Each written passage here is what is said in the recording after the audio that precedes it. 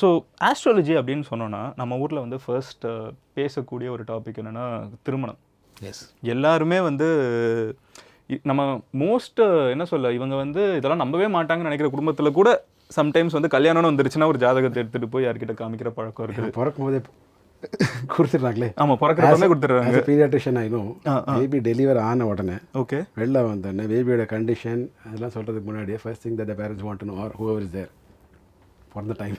பிறந்துட்டேன். அதை வச்சு கால்குலேட் பண்ணிடலாம் ஜாதகத்தை. First thing they most of the people are worried about is a time.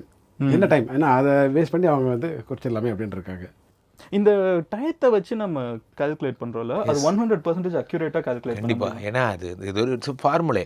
இப்போ நீங்கள் ஒரு பிறந்த நாள், பிறந்த நேரம், பிறந்த மாதம், பிறந்த வருடம் இதெல்லாம் வச்சு நீங்கள் கம்ப்யூட்டரில் போட்டிங்கன்னா கூட லேட்டிடியூட் லாங்கிடியூடு வச்சு அது ஒரு சார்ட் ஜென்ரேட் பண்ணி தரும். இன்றைய நாள் வந்து எந்தெந்த கிரகங்கள் எந்தெந்த இடத்துல இருக்குது, அதுக்கேற்ற மாதிரி இந்த குழந்தையோட குணங்கள் எப்படி இருக்கும் அப்படிங்கிறத வி வில் டெலிவர். அதே மாதிரி திசாபுக்தி அந்தரம்னு சொல்லி பிரிச்சிடுறோம். இந்த நாள் இந்த வருஷத்தில் ஃபஸ்ட்டே ப்ரீ டிட்டர்மைண்டு மதன். இது எப்படின்னா, இந்த நாள் வந்து இப்படி இருக்கும், இந்த வருஷத்தில் இந்த வருஷம் இப்படி இருக்கும், இந்த வருஷத்தில் இந்த வருஷம் இப்படி இருக்கும் அப்படிங்கிற மாதிரி ஆல்ரெடி ப்ரீ டிட்டர்மைண்டு. இதுக்குள்ளே நீங்கள் சப்ஜெக்டுக்குள்ளே போனீங்கன்னா ஒரு ஆச்சரிய தகுந்த ஒரு விஷயங்கள்லாம் நடக்கும். இதில் சொன்னது மட்டும்தான் நடந்திருக்கும்.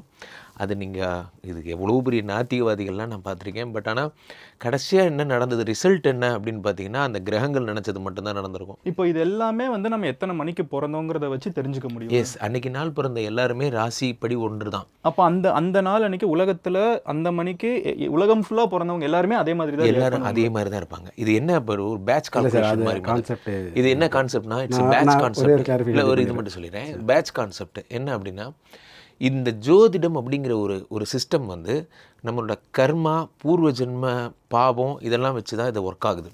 இது எப்படின்னா, போன ஜென்மத்தில் நம்ம பண்ண தவறுகள், போன ஜென்மத்தில் நம்ம பண்ண தண்டனைகள், அதுக்கெல்லாம் இந்த ஜென்மாவில் ஒரு பிறவி வேணும், அதை அனுபவிக்கணும் அப்படின்னா அதுக்கேற்ற மாதிரியான சார்ட்டை இருக்கிற மாதிரி நேரத்தில் கடவுள் நம்மளை பிறக்க வைக்கிறார். இது எல்லாமே அவரோட கேம்.